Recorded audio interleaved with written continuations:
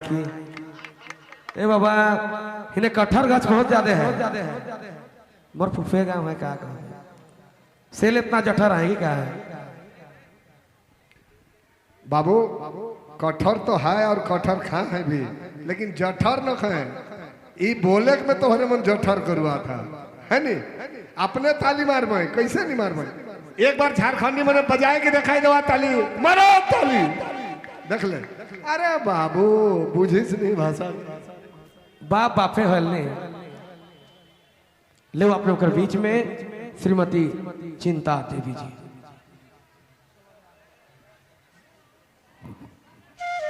hello hello हाँ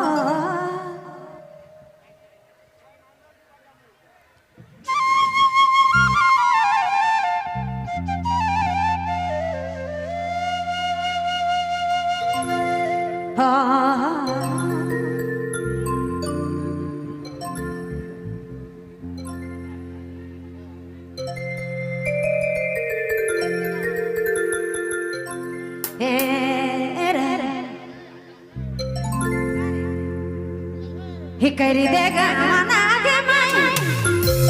ओ करी देगा मना एगे पिया संगे घरा जाबुया पाना के पिया संगे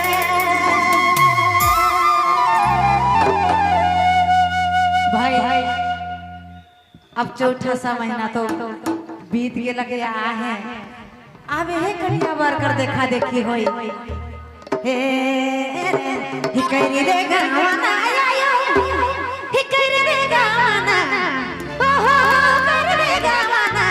हे गे पिया संगे घर जाबू अपन गे मैं पिया संगे